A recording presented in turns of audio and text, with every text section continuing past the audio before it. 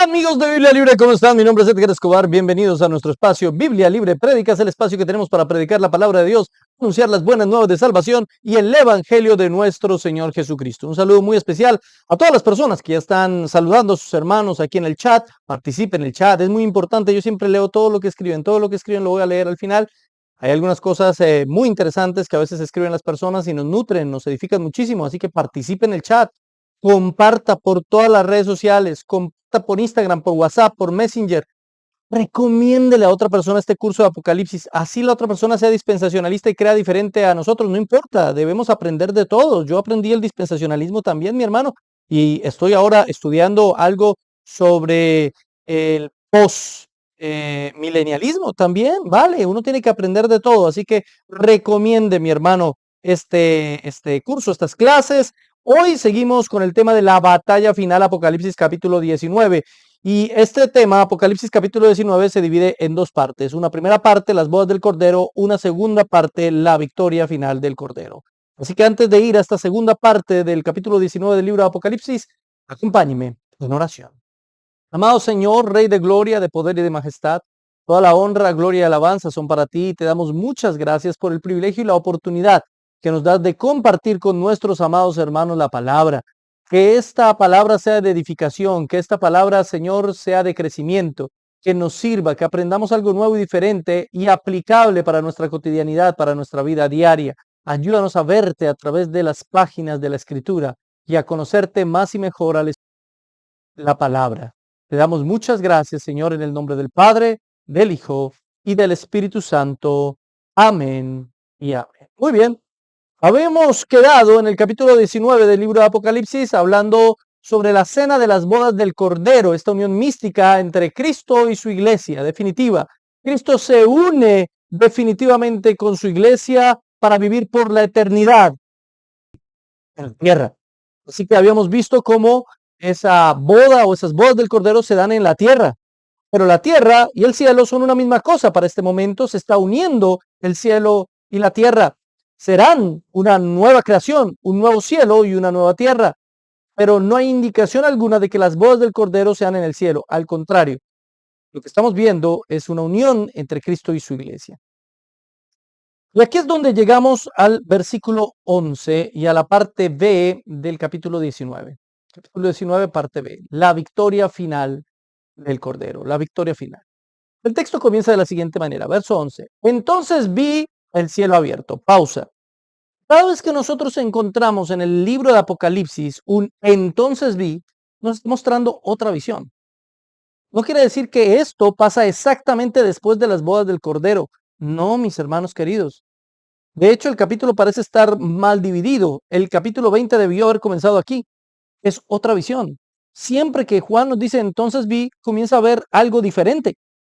Comienza un nuevo ciclo. Comienza a ver una nueva cosa.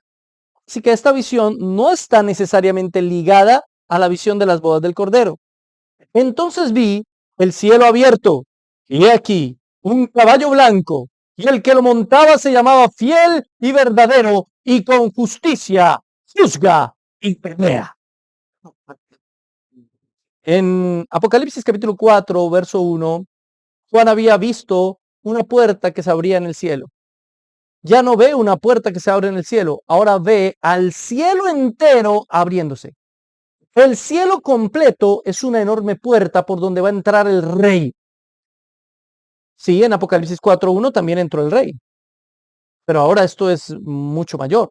¿Qué quiere decir? ¿Está hablándonos de dos momentos diferentes? No, es exactamente lo mismo.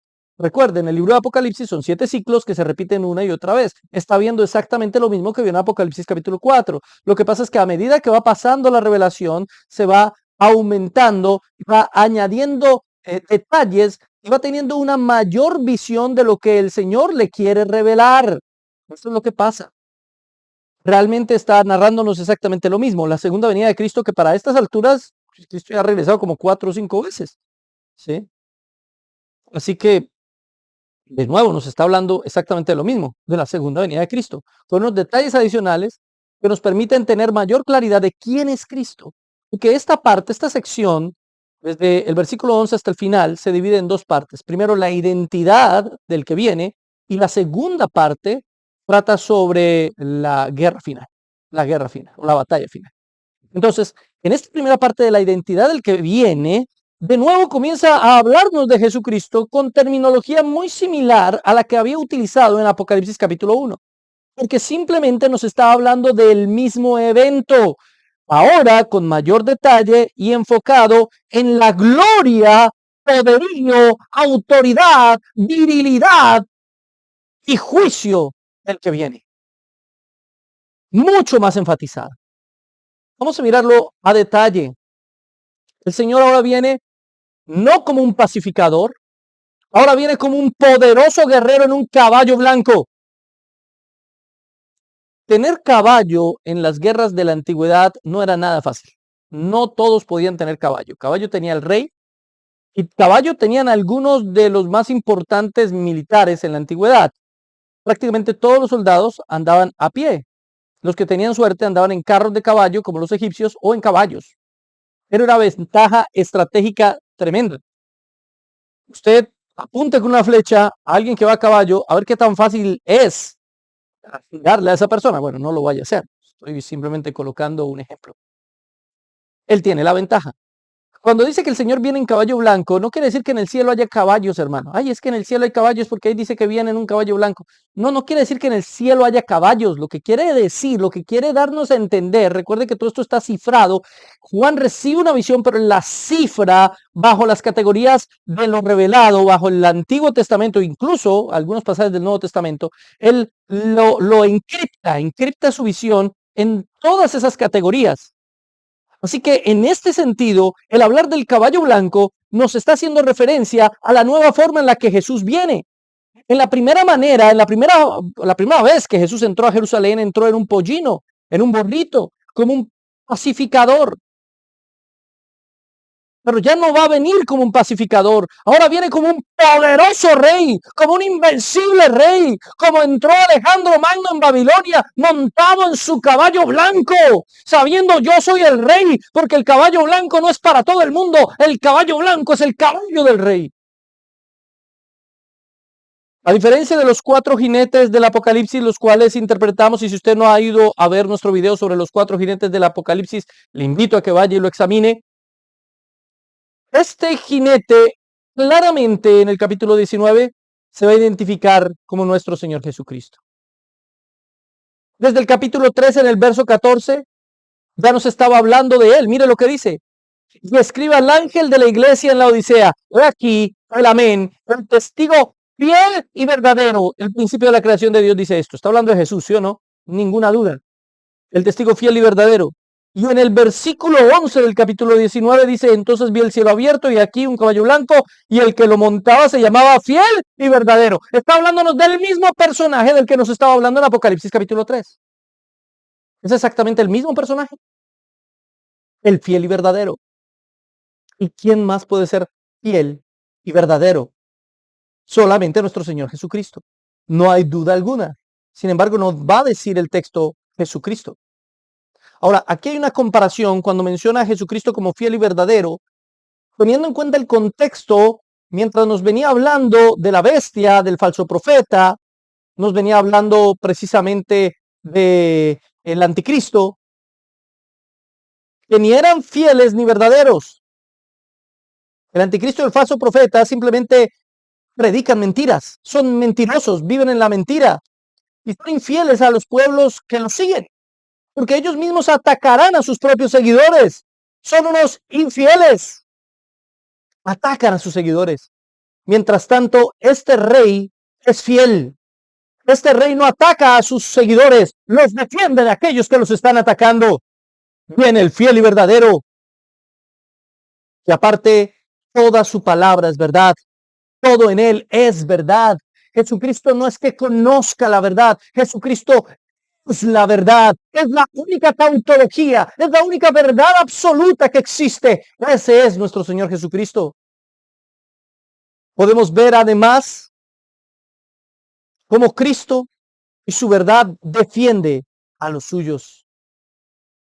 Cristo y su verdad defiende a los suyos. Mientras tanto, el anticristo, el falso profeta y el dragón lo que hacen es atacar a aquellos que se rindieron a sus pies, a los que están marcados con la marca de la bestia. Y es que, mi hermano, eso es lo que hace el mundo. El mundo y sus deseos, el mundo y sus placeres, es un mundo infiel. Es un mundo que te apoyará y te servirá y te guardará siempre y cuando tú le sirvas de algo. Siempre y cuando tú seas útil al sistema mundo. ¿Quién es importante en este sistema mundo? ¿Quién es alguien en la sociedad, en la civilización humana? ¿Quién? El que tiene capacidad de consumo. Aquel que puede comprar y vender, ese es alguien. El que está marcado. Ese importa. Ese sirve. Porque contribuye al sistema, porque compra, gasta. Qué triste es ver muchas iglesias donde el parámetro de valor es el mismo. Valoran más a aquellos hermanos que más ofrendan o aquellos que pueden diezmar grandes cantidades, pero aquellos que no pueden dar dinero o no pueden dar la cantidad que otros dan son menospreciados, hechos a un lado e infravalorados. No es así como funciona la obra del Señor. El Señor defiende a los suyos, defiende a su pueblo. El Señor te valora por la obra que Él ha hecho en ti, por su propia obra y por su propia gloria. Mientras el mundo satánico, el mundo de la bestia, del anticristo, este mundo anticristiano, este sistema lleno de perdición y de pecado, te valoran solo y siempre y cuando tú le sirvas para algo. En el momento en el que tú no le sirves para nada, te desechan, te hacen a un lado, te infravaloran. No le importa a este mundo pasar por encima tuyo y destruirte porque simplemente ya no le sirves. Por eso no le creas a la mentira de este mundo. No le creas al sistema de este mundo que te está vendiendo una mentira. Para este mundo no somos nadie, hermano. ¿Qué somos para este sistema? ¿Qué somos para el capitalismo, para el comunismo, para el socialismo, para el Estado social de derecho? ¿Qué somos? Números, datos. Pero para el reino de Dios somos la gloria de su Hijo, porque murió por nosotros, porque se entregó por nosotros, porque somos creados por Dios para la gloria del nombre de su Hijo, para glorificar a su Hijo. Somos el regalo que el Padre le da a su Hijo. No te dejes confundir por este mundo, por las maquinarias de este mundo, de este sistema, de la civilización humana, porque la civilización humana todo lo quiere vender.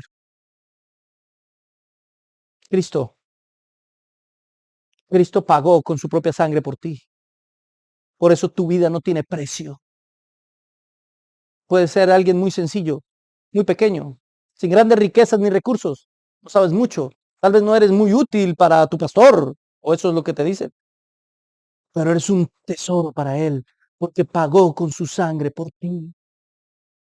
Y no es porque tú valgas mucho, no, es por él mismo, por lo que él hizo por ti. Tu valor radica en lo que él hizo. Tu valor radica en Cristo. En las iglesias le enseñan hoy en día a uno que uno es un príncipe del Señor, la princesa del Señor, que uno vale mucho porque somos hechos a su imagen y semejanza. Y entonces te elevan el ego. Pero ese no es el principio que nos está mostrando la Escritura. El principio que nos muestra la Escritura es que nosotros siendo nada, Él lo pagó todo por nosotros. Así que cada vez que te des cuenta de lo valioso que eres, date cuenta que todo tu valor radica en lo que Él hizo, en Él. Todo, absolutamente todo. Lo que yo puedo hacer, pensar, obtener, ganar, es gracias a su misericordia, es gracias a su piedad, es gracias a su amor, no a lo que yo pudiera hacer. Así que no creas las mentiras de este mundo. Créele al fiel y al verdadero, al que viene en su caballo blanco. Ahora, el verso 12 dice, sus ojos como llama de fuego, y había en su cabeza muchas diademas, y tenía un nombre escrito que ninguno conocía sino él mismo. Varias características, sus ojos como de fuego, Apocalipsis 1:14, también nos narraba que sus ojos eran como de fuego. ¿Se da cuenta que está narrando exactamente la misma historia? Es exactamente el mismo personaje. Pareciera como si Juan se estuviera sorprendiendo por lo que está viendo, pero Juan está haciendo esas referencias a sí mismo para que entendamos que el libro de Apocalipsis es un ciclo y que lo que le está contando es lo mismo que había contado antes, pero desde otra perspectiva. Es eso lo que quiere Juan. Sus ojos de fuego, que significa que sus ojos todo lo ven. Que no hay nada que puedas esconder a su presencia, que Él te conoce mejor que tú mismo. Que aunque tú intentes justificarte y justificar tu propio pecado, Él sabe, porque lo ve todo, realmente cuáles son las intenciones de tu corazón. Muchas veces nosotros intentamos convencernos a nosotros mismos de una manera absurda y convencer al Señor de que aunque hicimos algo malo, nuestras intenciones de fondo no eran malas, sino que fuimos víctimas de las circunstancias, hicimos víctimas de nosotros mismos, pero en el fondo lo que realmente queríamos hacer era algo bueno. Mentira. El Señor te conoce, el Señor sabe las intenciones de tu corazón y el Señor sabe que tus intenciones no eran buenas. Así que en vez de intentar justificarte, recuerda que Él tiene ojos de fuego que consumen y purifican, que ven tu pecado y lo juzgan, y que tu única solución, tu única salida es confesar tu pecado, arrepentirte, apartarte y dejarlo en las manos del Señor. Que si tú le has conocido y has creído en Él, Él ya te ha perdonado todos tus pecados. De eso nos hablan los ojos de fuego. Pero además dice que venía con muchas diademas. Y la palabra diadema aquí, o más bien la palabra eh, literalmente diadema del griego, nos habla de una corona que no es la misma corona que en otros pasajes de Apocalipsis se menciona, son dadas a los hijos del Señor. No, porque esas coronas fueron ganadas por un mérito. ¿Sí? Esta diadema, esta corona, no es ganada. Es una corona que pertenece. Son muchas coronas que le pertenecen por el mero hecho de ser Él. ¿A qué hago referencia? Este hombre que viene sobre el caballo blanco tiene todas las coronas por el mero hecho de ser Él. Él es el único digno. Él tiene las coronas de victoria. Él es el rey.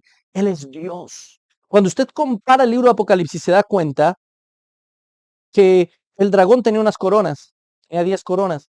Pero aquí no. Aquí está sobre el caballo blanco, el fiel y verdadero. ¿Sí? Él tiene muchas coronas. Demostrando la diferencia de poderío que hay entre Dios y Satanás. Entre el Señor Jesucristo y la bestia. El Señor Jesucristo tiene muchas coronas, es que son incontables, porque simplemente Él es el Rey. En un mundo en el que las iglesias cristianas quieren colocar a Dios a la par del diablo y plantearnos una pelea par a par entre el diablo y Dios, la Biblia, por medio del libro de Apocalipsis, nos demuestra que aquí no hay una lucha a la par, perdón. Aquí hay un poder absoluto y completo que dirige todo y otro que hace lo que ese poder le permite. Hoy en día, cuando los discursos en las iglesias cristianas se centran más en el diablo que en Dios, cuando todo el tiempo te están diciendo que el diablo hizo esto, que el diablo hizo aquello, que el diablo mentiroso, reprende al diablo, es que el diablo, la Biblia en Apocalipsis está diciendo, el diablo nada es y nada puede ante el poderío del Señor, del fiel y verdadero. Y es que, mis hermanos, muchas iglesias solamente utilizan al diablo como una excusa, como un pretexto para que la gente se justifique de sus propios pecados. Eso es lo que hacen. El diablo me obligó a hacerlo. No fui yo, fue Satanás. Es que fuiste tentado por Satanás. Yo no sé si lo he comentado aquí, pero si no lo he comentado, vuelvo a comentarlo. Hace unos años tuve una estudiante que era muy especial, muy inteligente. Y le estaba predicando, le estaba evangelizando y ella ya estaba creyendo en el Señor. De hecho, creo que cree en el Señor. Tuvimos la oportunidad de evangelizarle y ella en un momento llegó a hacerme una pregunta. Me dijo, profe, porque yo era profesor allí en el colegio. Me dijo, profe, tengo una pregunta. ¿El diablo puede obligar a una persona a abusar de otra? Y, ¿por qué me preguntas eso? Esta chica me confesó que cuando niña, un tío había abusado de ella. Que el discurso que le dijeron en su casa es que el diablo se había apoderado del cuerpo de su tío. Pero no era culpa de su tío, sino que el diablo se había apoderado de él. Por eso él había abusado de ella. Y yo tuve que decirle la verdad, hermano. Porque sin verdad no hay sanidad en ningún sentido. Sin verdad no hay reconciliación ni perdón. ¿Es verdad, profe, que el diablo puede obligar a alguien a que abuse de otra persona? Tuve que decirle, no, no,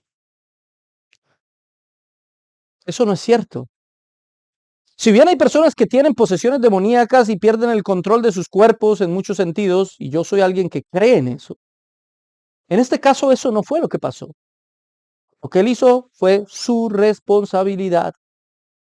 Si bien el diablo pudo haberle metido la idea, pudo haberlo tentado o pudo haber tenido un papel en eso, el que decidió cometer ese acto ruin y cruel fue tu tío, no el diablo. Esta chica comenzó a llorar porque simplemente le habían vendido toda la vida la historia de que no era culpa de su tío y había seguido teniendo una relación tranquila y normal con su tío, pero por dentro sentía aún el rencor, la rabia, el dolor de lo que él le había hecho. Pero no podía decir nada porque fue el diablo. Eso es lo que causa una falsa teología, una mala teología. Resentimientos, dolores, rencores en el corazón por no entender concretamente lo que la Biblia nos dice. Y es que lo que la Biblia nos enseña es que el hombre es responsable de su propio pecado y todo lo que el diablo hace es un poder parcial, porque todo, absolutamente todo el poder lo tiene Dios. No hay poder que no tenga Dios, y aún la capacidad de hacer el mal que tiene Satanás la tiene porque Dios así se lo permite. ¿Y por qué Dios se lo permite? Porque hace parte de su plan, y un mal momentáneo que causa el enemigo causará al final el bien eterno que Dios ha planeado desde el principio. Pero son cosas que tristemente por la mala enseñanza las personas no entienden. En tercer lugar, el verso nos dice que él tiene un nombre escrito que ninguno conocía sino él mismo. ¿Por qué no dice que es Jesús y ya?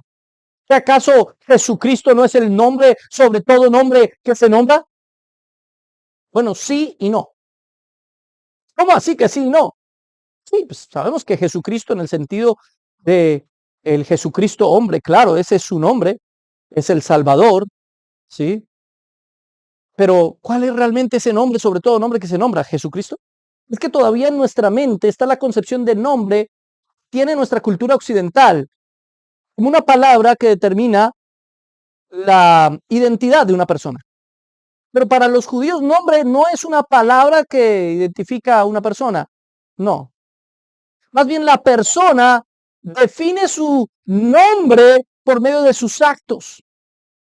No es solamente la identidad de esa persona la que se describe con su nombre, sino además es su carácter, su comportamiento, su futuro y su destino, el que está marcado en el nombre para los judíos. Así que Jesús, sí, claro, es el nombre sobre todo nombre. Sin embargo, no podemos decir que es el nombre de Dios. Es el nombre de Dios encarnado. En ese sentido, sí, es el nombre del Dios encarnado. Pero Jesús es mucho más. Ya no traiga a su mente la categoría del nombre occidental, ¿sí? La segunda persona de la Trinidad es mucho más que solamente el nombre de Jesús. Él también es Yahweh o Jehová. Es el mismo del Antiguo Testamento. Ese nombre Jehová es intercambiable. A veces se usa para el Padre, a veces se usa para el Hijo, a veces se usa para el Espíritu Santo en la palabra del Señor. Y YHWH, que es el tetragramatón de donde se saca el nombre de Jehová o Yahvé, lo que significa básicamente, aunque nadie sabe cómo se pronuncia realmente, lo que significa es el ser. Él es. Él es. ¿Y qué es Él? ¿Cómo definirlo? ¿Cómo saber su nombre? Es imposible saber su nombre porque como el nombre para los judíos determinaba la naturaleza de la persona, nosotros no podemos conocer plenamente la naturaleza de Dios. Solo la conocemos en parte. Lo que en parte conocemos, Él nos permite conocer. Por eso hay tantos nombres de Dios que aparecen en la palabra de Dios. Porque cada nombre de Dios nos muestra una característica de Dios, un atributo de Dios. Pero aún así no podemos conocer plenamente a Dios. Solo conocemos gotitas de Dios. Hay mucho más en Cristo de lo que nosotros sabemos. Por eso su nombre nadie lo puede conocer. Su identidad real nadie la puede conocer. Hoy en día hay muchas personas que toman el nombre de Jesús como fetiche. Están en una situación difícil y dicen, en el nombre de Jesús te echo fuera. Como si por decir en el nombre de Jesús ya eso tuviera poderes mágicos. En el nombre de Jesús lo único que quiere decir es con la autoridad y bajo la autoridad y haciendo lo que Jesús mandó que hiciera. Eso es lo que quiere decir en el nombre de Jesús. Por eso en los bautismos, en el libro de los Hechos, cuando dice que se bautizaban en el nombre de Jesús, no hay que pensar literalmente en el nombre de Jesús, hay que pensar desde las categorías judías. Estamos hablando de lo que Jesús ordenó y de lo que Jesús dijo. Bajo la autoridad de Jesús. Ellos bautizaban como Jesús dijo que bautizaran y bajo la autoridad que Jesús les determinó que bautizasen. Eso es lo que quiere decir en el libro de los Hechos, que bautizaban en el nombre de Jesús. Pero para eso hay que entender el funcionamiento de la mente y el lenguaje que usaron los judíos en la época de Jesús, que no era propiamente el hebreo, era un idioma llamado arameo, aunque la palabra es escrita en griego, así que eso nos complica aún más las cuestiones, las cosas. Pero a lo que voy, mi hermano, es que el poder no está en la palabrita que nosotros conocemos Jesús. Por decir Jesús, no es que ya. ¿Cuál Jesús? ¿Jesús el de aquí, en la casa de al lado? ¿Cuál Jesús? ¿De qué Jesús estamos? No, Jesús de Nazaret. Pero usted se comporta completamente contrario a lo que Jesús de Nazaret predicó y aún viene a echar fuera demonios en el nombre de Jesús. No, es que el nombre de Jesús es que usted viva como Jesús le mandó a vivir. Es que usted se ha hecho conforme a la imagen de Cristo. Eso es hacer las cosas bajo el nombre de Jesús. La autoridad nos es dada bajo el nombre de Jesús cuando seguimos la voluntad de Jesús y obedecemos a Jesús. Pero nosotros tendemos a usar todo como amuleto mágico. Como amuleto mágico. De nada te sirve mencionar a Jesús si no vives para Él, si Él no es tu Señor, si no le obedeces. De nada te sirve. Ahora bien, en el texto, el capítulo 19, Jesús se va a identificar con dos nombres. Vamos a ir mirando cada uno de esos nombres. El primer nombre está en el verso 13, pero el verso 13 nos dice más que solo el nombre. Dice el verso 13. Estaba vestido, perdón, el hombre que viene en el caballo blanco, estaba vestido de una ropa teñida en sangre y su nombre es el Verbo de Dios. No que nadie podía conocer el nombre de Dios, pero aquí ya nos está diciendo el nombre, el Verbo de Dios. ¿Y por qué dice que nadie puede conocer el nombre de Dios? ¿Se dan cuenta que parece una contradicción? Pero no hay contradicción en el texto. Es lo que les digo, cada vez que vemos un nombre de Dios, estamos viendo parte de quién es Dios, pero nos es imposible ver plena y completamente quién es Dios. Nosotros conocemos muy bien a Dios por medio de las Escrituras, pero en parte, no exhaustivamente. Porque si pudiéramos conocer absolutamente todas las características y cómo funciona Dios, seríamos Dios. Podemos apenas conocer una partecita, que es lo que Él nos permite que conozcamos. Y dentro de esa partecita está otro de los nombres de Dios, el Verbo de Dios. Ese es uno de los nombres de Dios. Es decir, Él es la palabra, su palabra hecha acción, el logos de Dios, el logos de Dios, el conocimiento de Dios, el verbo de Dios, la palabra de Dios, la palabra, la promesa hecha realidad. Es el verbo de Dios, es la palabra de Dios. Es Dios encarnado cuando. Eso es lo que quiere decir cuando dice que su nombre es el verbo de Dios. Es Dios encarnado actuando para traer la justicia a este mundo. Por eso entra en su caballo blanco. Ahora, hay algo bien interesante en el texto.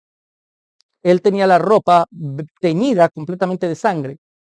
Y algunos analistas del texto bíblico han dicho que él tiene las ropas vestidas, o más bien teñidas de sangre, por su propio sacrificio.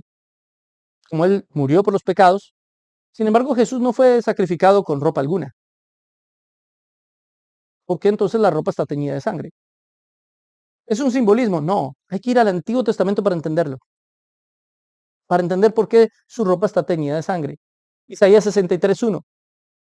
¿Quién es este que viene de Edom, de Bosra, con vestidos rojos? Este hermoso en su vestido que marcha en la grandeza de su poder. Yo, el que habla en justicia, grande para salvar. Porque es rojo tu vestido y tus ropas como del que ha pisado lagar. He pisado yo solo el lagar de los pueblos. Nadie había conmigo. Los pisé con mi ira y los hollé con mi furor, y su sangre salpicó mis vestidos y manché todas mis ropas. De nuevo, Juan está codificando la visión y ahora la codifica con esto, con este texto del Antiguo Testamento de Isaías. ¿Por qué tiene las ropas completamente teñidas de rojo el hombre que viene en su caballo blanco? Porque ese rojo es del lagar de la ira de Dios, porque él ha destruido a sus enemigos. Pero alguien me podrá decir, hasta ahora está viniendo, va hasta ahora a destruir a sus enemigos. Recuerden, esto no es cronológico. Aquí no hay un orden de eventos consecutivos. Él simplemente nos quiere dar la identidad del hombre del caballo blanco, no más. Quiere que entendamos que es el mismo que murió en la cruz, que es el mismo testigo fiel, que es el mismo fiel y verdadero, pero al mismo tiempo es aquel que toma cuentas justicia, es aquel del que él había dicho ya antes en el libro de Apocalipsis, había pisado el lagar, es aquel que destruirá por completo a sus enemigos. En la imagen aún no ha llegado a la tierra. Él lo ve descender del cielo, vestido de rojo, pero es solo una imagen para describir su identidad. No es algo cronológico. No sé si me hago entender. La sangre que tiene en sus vestidos es la sangre de sus enemigos. Y es que aquí nos muestra todo este pasaje a un Cristo poderoso, a un Cristo guerrero, a un Cristo varonil. Es una especie de Rambo celestial. Sí, yo sé que la analogía no es muy bonita. Para que me entienda, es que nos está mostrando al poderoso guerrero. No está mostrándonos al Mesías sufriente, está mostrándonos al Mesías triunfante, al invencible. En las iglesias se tiende a predicar al Mesías sufriente, a Jesucristo como un ser de luz, de amor, que ama a todos, es muy tierno, que jamás le levantaría la mano a nadie, que jamás lanzaría un puño ni golpearía a nadie. Es un Dios que muestra amor y misericordia. Pero cuando vamos a profundizar en el texto, cuando vamos a interiorizar el texto, a navegar en el texto, hay muchos más pasajes que nos muestran la ira de Jesucristo, de su ternura, su amor y su compasión. Sin decir que no sea tierno, amoroso y compasivo. Claro que lo es. Aquí viene a traer un juicio, pero después de mucho tiempo en el que ha tenido paciencia y misericordia para con aquellos que se han arrepentido. Pero igual viene a traer un juicio. Ya no más años de agua tibia. Ya no más, Cristo te ama. Para mí es la peor frase evangelística que existe, que no significa nada. Ya no más de eso. Cristo viene con su ira, con su furor, a traer justicia. Y lo que viene a hacer es absolutamente justo y verdadero. Pero no viene solo. No viene solo. El pasaje dice literalmente que Él va a venir, estaba vestido de una ropa teñida de sangre, y en su nombre el verbo de Dios. Luego habla de los ejércitos celestiales. Dice, los ejércitos celestiales vestidos de lino fino, blanco y limpio, le seguían en caballos blancos. Los ejércitos celestiales.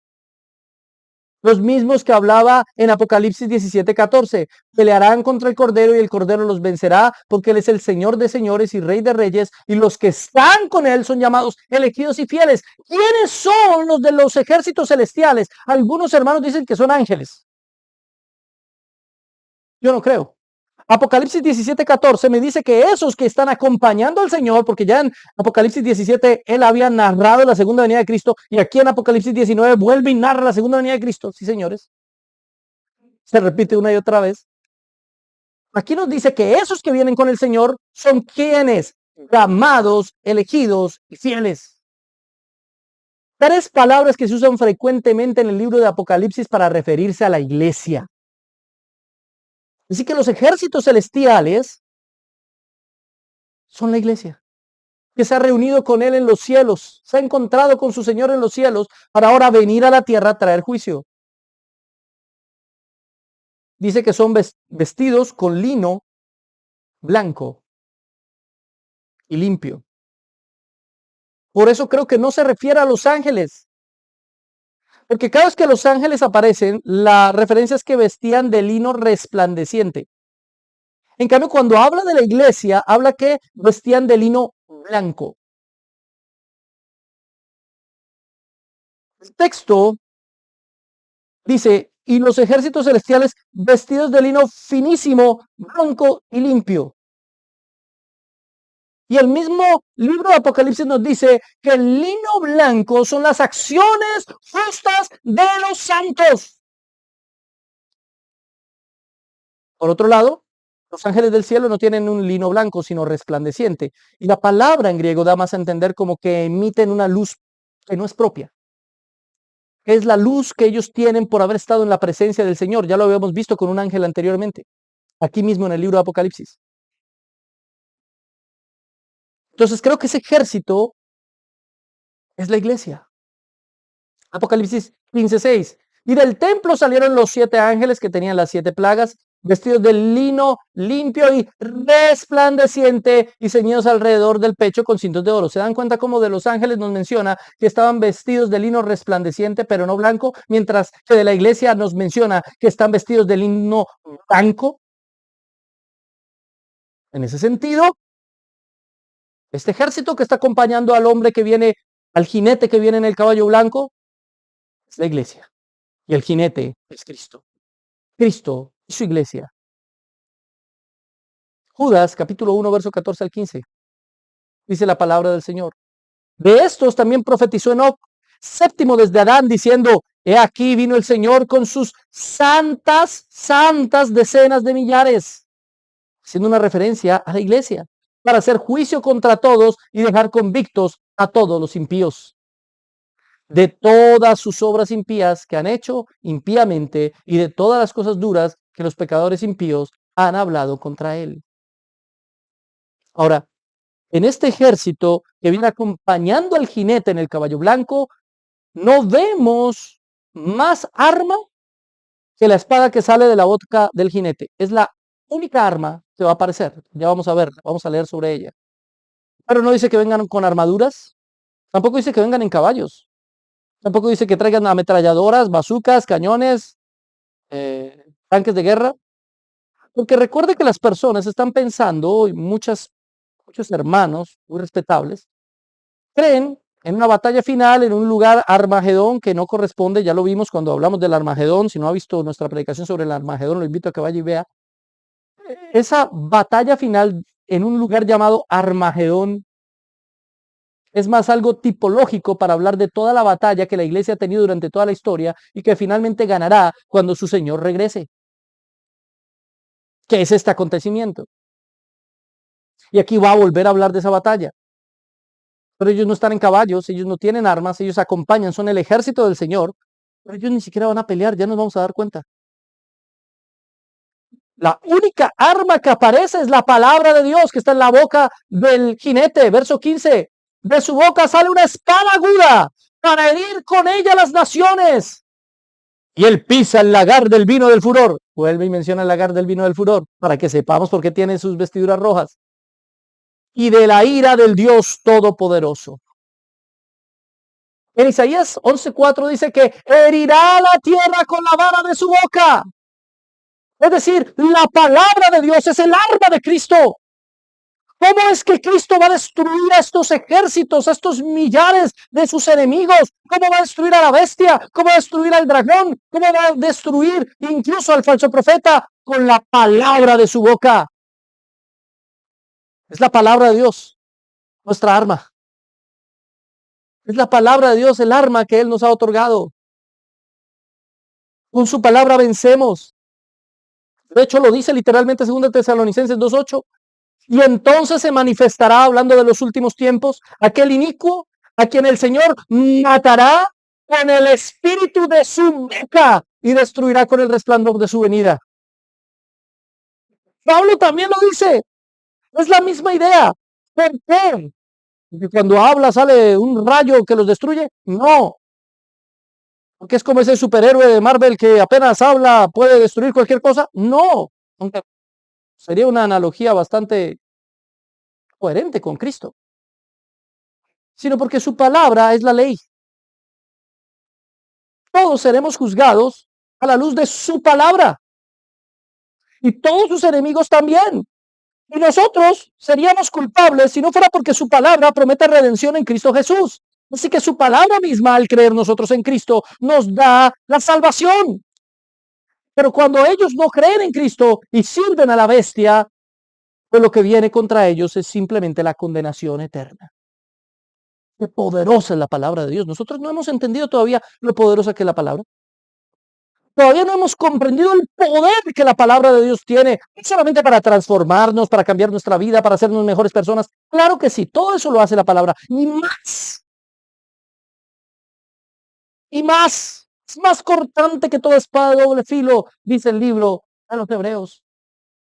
No existe una mejor arma.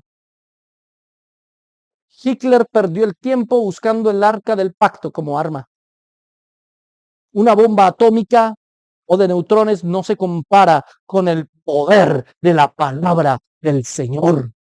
Su palabra se hace. Por su palabra fue creada la tierra. Por eso por su palabra serán destruidos sus enemigos y será creada la nueva tierra en base a la tierra ya existente. Su palabra es la que hace todo eso. Es su palabra la que obra de esa manera. Qué maravilloso es. Y luego dice, regirá con barra de hierro.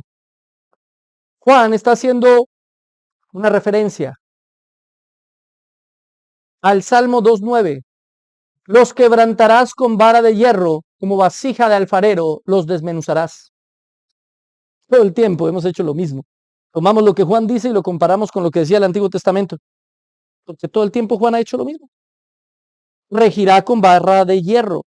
Algunos malinterpretan ese texto diciendo que entonces van a quedar vivos durante 1000 años, van a quedar vivos los enemigos del Señor, y durante esos 1000 años el Señor los va a regir con barra de hierro, ¿sí? ¿Cómo los va a regir si los mata de una vez, si los manda al infierno de una vez? No, no, no, no, no. Tienen que pasar 1000 años mientras el Señor los manda, los gobierna con vara de hierro. Pero eso no es lo que quiere decir el texto. Es decir, desde el Salmo 2:9 podemos entender que lo que quiere decir es que los va a destruir. Los quebrantarás con vara de hierro, como vasija de alfarero los desmenuzarás. No que va a gobernar sobre ellos, no, sino que los va a desmenuzar, los va a volver pedazos, los va a destruir. Ahí no me dice nada de 1000 años gobernándolos, absolutamente nada, qué pena. De hecho, por eso es que ahí mismo, en ese mismo versículo, dice, y él pisa el lagar del vino, del furor de la ira del Dios Todopoderoso. Del Dios Todopoderoso.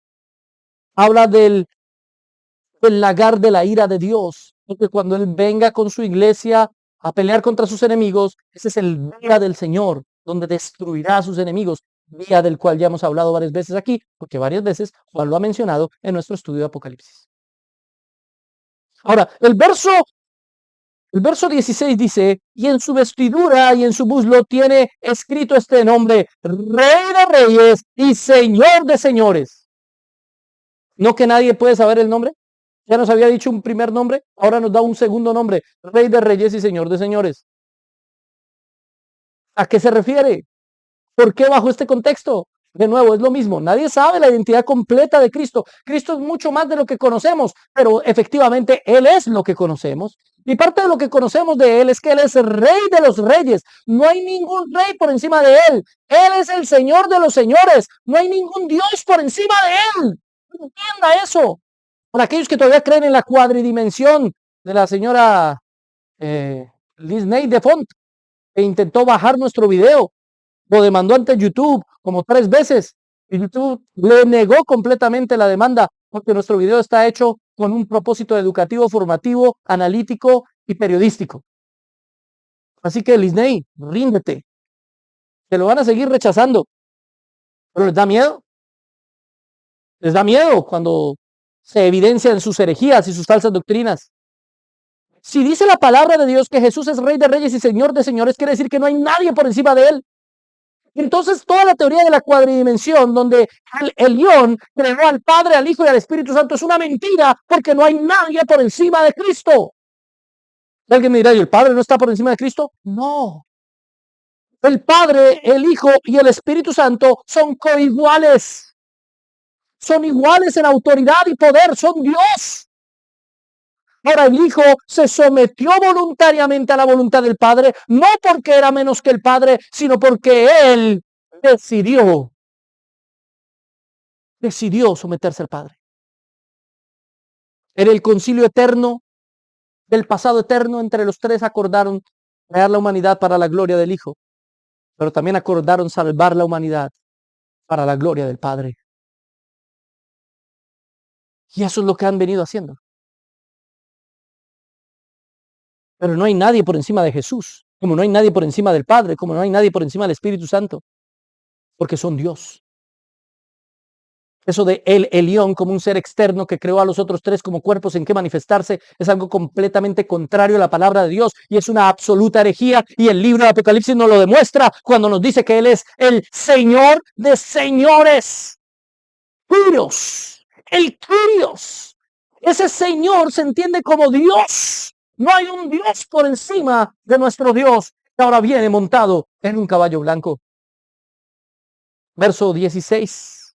Ahí lo dice, y en su vestidura y en su muslo tiene escrito este nombre: Rey de Reyes y Señor de Señores. Ahora, ¿por qué en el muslo? Para que todo el mundo lo vea mientras cabalga. Es decir, es algo que no puede ser secreto, es algo no oculto, es algo público, es algo que Él ha hecho público, es algo que nosotros como iglesia estamos proclamando a los cuatro vientos desde que la iglesia fue fundada, y es algo que seguiremos proclamando hasta el último tiempo, hasta el final de los tiempos, que todo el mundo lo vea. Hay gente que justifica los tatuajes con este verso, dice, vea, tiene tatuado el mismo Señor Jesucristo, tiene un tatuaje. Esto no es literal, hermano. Recuerden, todo esto es tipológico y simbólico. No estamos hablando de un caballo real que viene del cielo, que se salvó porque creyó en Jesucristo, ni nada por el estilo. No, todo esto es tipología. Lo único que quiere decir que tenga ese sello o ese nombre escrito en el muslo es que todo el mundo tiene que saber que Él es el Rey de Reyes y Señor de Señores. Y todo el mundo lo sabe, aunque no quieran admitirlo. Por eso creemos que su nombre realmente es su nombre secreto, YHWH. Él es. Él es el ser en sí. Simplemente Él es. Los filósofos dicen, Dios no es que exista, Dios es. De hecho, lo único que realmente es en el universo es Dios mismo. Lo demás surge de su mente. Surge de su palabra. ¿Es diferente a Él? La creación y Dios son dos cosas completamente diferentes. Y sin embargo surgieron de la mente de Dios. La creación, el universo surgió de la mente de Dios. Porque Él es indivisible, sin tiempo ni espacio. El ser en sí y el ser para sí también, para tomar categorías del existencialismo. Para hablar del ser desde la filosofía, bastaría una prédica entera para entender por qué Dios es el ser. Él es. Ahora bien, verso 17 y 18. Y vi un ángel que estaba en pie en el sol. Pausa. Pausa. Vi un ángel que estaba en pie en el sol. ¿Usted ha intentado mirar el sol? O sea, cuando uno ve el sol, uno no puede ver el sol. Los ojos, le hace daño a los ojos y tiene demasiada luz. ¿Cómo puede ser que este hombre vea un ángel en pie en el sol? La única forma sería que el ángel brillara más que el sol. Es que eso es lo que el texto quiere darnos a entender. No solamente que el Señor es más brillante que el sol, por eso es que el futuro o la futura tierra, la futura creación no tendrá sol, porque lo que quiere decir es que el que trae la luz al mundo es Dios, y su luz es más grande que la luz del sol. En ese sentido, los que están en la presencia del Señor reflejan la luz del Señor. El ángel que estaba en la presencia del Señor ahora refleja la luz del Señor, y su luz es más grande que la misma luz del sol. Por eso es algo tan absurdo que Juan lo vea. Simplemente la única explicación es que el ángel brillaba más que el sol. Y clamó a gran voz diciendo a todas las aves que vuelan en medio del cielo: venid y congregaos a la gran cena de Dios, para que comáis carnes de reyes y de capitanes y carnes de fuertes. ¡Wow! Carnes de caballos y de sus jinetes y carnes de todos los libres y esclavos, pequeños y grandes. Algunos dicen que el plato fuerte de la cena de las bodas del Cordero será la carne de sus enemigos. Algunos piensan que ese será el plato fuerte y suena algo canibalesco. Por eso otros interpretamos diferente y decimos, no, no, no, no. Está hablando de bodas, de cenas diferentes. No, no es cenarnos a nuestros enemigos lo que va a traer la felicidad de nuestra unión eterna con Cristo. Sería un buen banquete para un matrimonio. Pero esto es un lenguaje típico del Antiguo Testamento. Es un lenguaje típico apocalíptico del Antiguo Testamento. Lo que quiere decir es que todos sus enemigos serán tan destruidos que quedarán solamente como cena para las aves de rapiña. Quedarán desmenuzados. Ahora, cuando se habla de esta tipología de la cena, Newell dice que hay 4 diferentes tipos de cenas descritas en la Biblia. En primera instancia está la cena de salvación. ¿Sí? La cena de salvación. Luego habla de la cena del Señor. Luego habla de la cena de las bodas del Cordero. Y finalmente habla de la gran cena de Dios. Algunos podrán decir que varias de esas son la misma. Y es plausible. El hecho es que si no participamos de la cena de salvación, participaremos de la gran cena de Dios. Pero si participamos de la cena de salvación, entonces seremos parte de la cena del Señor y de la cena de las bodas del Cordero. En pocas palabras, todos participaremos de una forma o de otra en alguna cena. Nosotros cenaremos con el Señor en las bodas del Cordero cuando Él vuelva a consumir la cena que había prometido no volver a consumir con sus discípulos sino hasta su regreso. Para los que no creen en Cristo, ellos participarán de la cena, de la gran cena de Dios, pues sirve a las aves de rapiña y ellos participarán como alimento para esas aves. Ellos serán el plato fuerte. Mientras los hijos de Dios, aquí está el contraste, están comiendo en la cena de las bodas del Cordero, los hijos del diablo son la comida de las aves del cielo. Es un contraste supremamente fuerte, crudo, sangriento. Hay gente que no le gusta las películas porque a veces tienen mucha sangre. Ay, no, ahí matan mucha gente, ahí hay mucha sangre. Hermano, realmente la Biblia tiene más sangre. Sí, tengo que ser honesto.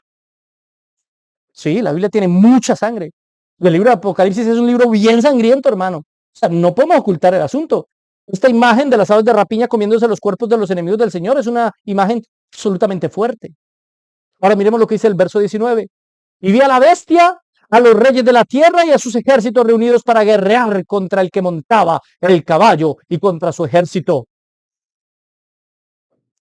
Ahí viene la guerra final, la batalla final. Pero recuerde lo que vimos cuando analizamos Armagedón. Armagedón no es un lugar, no existe. Armagedón es la guerra de toda la historia en contra del pueblo de Dios. Solo que tiene su clímax en la segunda venida de Cristo, la batalla final. Pero el Armagedón es toda la historia. Así que este es el final del Armagedón, donde inconsciente y absurdamente los pueblos enemigos de Dios se unen para batallar contra Dios y su pueblo. Esto es absurdo, no tiene el más mínimo sentido. Solamente alguien absolutamente cegado por su pecado podría pensar que puede medianamente hacer frente al Señor. Y es que el Señor viene con su ejército, nosotros como su ejército, solamente para regalarnos la victoria. Porque, le digo algo, Él no necesita de nosotros para ganar esta batalla. Nos la hizo pelear durante mucho tiempo, pero solo la vamos a ganar cuando Él vuelva, porque Él es el que ha ganado la victoria para nosotros. Él no necesita de ninguno de nosotros para destruir a sus enemigos, pero nos hace partícipes para que estemos con Él en su gloria y tengamos la gloria de Cristo con nosotros. Esa batalla entonces la hemos visto antes en otros capítulos. Se repite del capítulo 13, verso 7, que ya habíamos nosotros analizado. Pero ahora mire lo que dice el verso 20.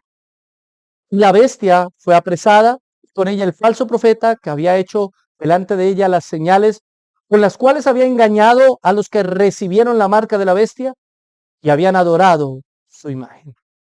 Aquí derrota a la bestia y derrota al falso profeta. Pero aquí quiero hacer una acotación bien interesante. ¿Se da cuenta que no hay narración de batalla alguna? No. No dice, y Jesús bajó y estuvo frente a frente con el anticristo. El anticristo mandó un jab, Jesús esquivó y Jesús, como era más rápido que Flash, le dio 3 golpes al mismo tiempo y lo derribó. No, no dice nada de eso. O sea, hay una batalla, una preparación para una batalla, pero simplemente él vino y con el solo hecho de que venga, ganó. Ese es el Jesús en el que creemos, mi hermano. Y los arroja en el lago de fuego. A la bestia, el falso profeta, sea el mismo personaje o no. Como ya lo vimos cuando estudiamos sobre bestia y falso profeta, lo invito a que vea la predicación. ¡No hubo batalla! Nadie puede hacerle frente al Señor. Él es invencible, indestructible, invulnerable. Él es el Todopoderoso. Pero aquí falta alguien. Falta el dragón. Aún no ha derrotado al dragón. ¿Qué quiere decir? Nuestros amigos dispensacionalistas piensan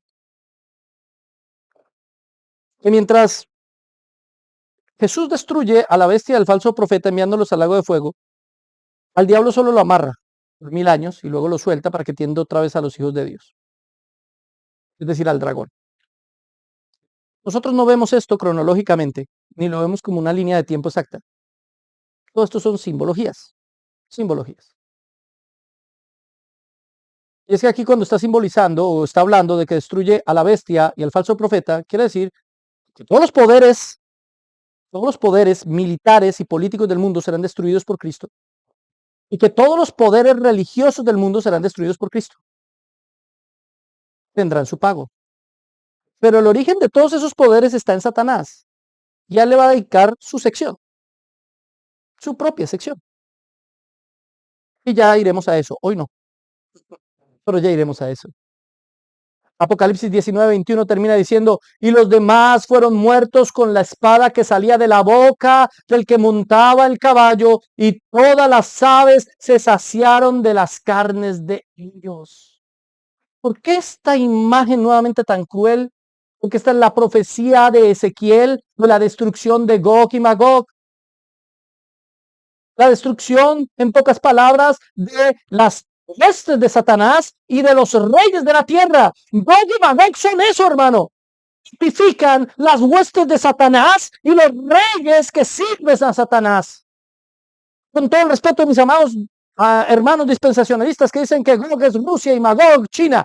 Qué pena, pero para mí esto es mucho más profundo que simplemente 2 países de esta nación, que obviamente serán juzgados, pero no es solamente Gog y Magog que recibirán ese juicio, sino todos los enemigos del Señor. Aquí está hablando de todos los reyes de la tierra que no obedecen, que no sirven, que no van a los pies de Cristo, serán juzgados y destruidos, porque ellos son de su padre el diablo. Será destruido Gog y Magog y serán consumidos y comidos literalmente por las aves del cielo, al igual que lo decía Ezequiel. ¿Pero qué quiere decir eso? ¿Que ellos serán muertos en esta tierra y las aves del cielo realmente llegarán a consumirlos? No, es una metáfora, es una tipología simplemente que nos muestra que serán completamente destruidos, que no habrá ningún honor en ellos. ¿Por qué? Porque no había un mayor deshonor para un judío que ser muerto y consumido por las aves de los cielos. Un judío necesitaba ser enterrado. Si el cadáver quedaba por ahí y llegaban las aves de rapiña a comerse el cadáver, ellos lo veían como la peor deshonra y humillación. Por eso lo que quiere decir aquí es simplemente que los reyes de la tierra, el sistema mundo y el sistema creado por Satanás será humillado, humillado hasta lo más profundo. Será una deshonra total, una deshonra absoluta, mi hermano querido. Eso es lo que todo este sistema vivirá. No hay ninguna referencia a un enfrentamiento, simplemente serán capturados y condenados, no más. Y aquí hace falta el diablo, del cual hablaremos más adelante. Finalmente, mis hermanos queridos, glorifique a Cristo porque usted está en el bando que es, en el bando que ya ganó y que siempre ganará, en el bando de nuestro Señor Jesucristo, el único ganador, el único vencedor, el fiel y victorioso, el soberano. el que no va con medias tintas, el que no es una imagen medio delicadita que nos muestran hoy en día en las iglesias, no. No, la imagen de Cristo es una imagen varonil, fuerte, poderosa, implacable. Ese es el Cristo en el que debemos creer. Ese es el verdadero Jesús que azotó las mesas de los cambistas a las afueras del templo. Ese es el verdadero Jesús que la palabra nos presenta. Un Jesús autoritario, poderoso, porque es autoritario. ¿El autoritarismo no es malo? Sí es malo si es de parte de un hombre que es imperfecto, pero de parte de un ser absolutamente sabio, absolutamente perfecto, no es malo, que es absolutamente sabio, absolutamente perfecto. Así que no tiene nada de malo en Cristo el autoritarismo. Lo que se esperaría es que Dios sea autoritario. Debe serlo, si no lo es, no sería Dios. Dele gloria al Señor por ese Cristo que tenemos. Y espero que comencemos a predicar al verdadero Cristo de la Biblia y no a ese Cristo que nos han vendido en las religiones, débil, sometido a la voluntad del hombre. No, nuestro Cristo no es ese. Nuestro Cristo es un poderoso guerrero que viene en un caballo blanco y cuyos vestidos están rojos por las sangres de sus enemigos. Oremos. Amado Señor, te damos muchas gracias por este mensaje. Espero que haya sido bendición y edificación para cada uno de mis hermanos. Glorifícate, Señor, en medio nuestro. Ayúdanos a entender tu palabra. Ayúdanos a comprender lo que cada una de estas cosas quiere decir para nuestra vida y a llevarlo a la práctica. Gracias por mis amados hermanos, en el nombre de Jesús. Amén y amén. Gloria al Señor. Dios los bendiga, Dios los guarde. Gracias por haber estado con nosotros. Recuerden que tenemos un nuevo canal, Vía Libre, donde usted puede escuchar mucha buena música. Buena música sin copyright, sin comerciales, incluso creo que están. Escúchela, compártala, adora al Señor junto con nosotros. Recuerden que tenemos video en nuestro canal principal Biblia Libre los domingos, los martes y los viernes. Recuerden que tenemos shorts, recuerden que tenemos fanpage Edgar Escobar y Facebook Edgar Escobar, devocionales todos los días de la semana. Mejor dicho, nosotros no hacemos otra cosa que predicar. No hacemos más. Gracias por haber estado con nosotros aquí en Biblia Libre Prédicas.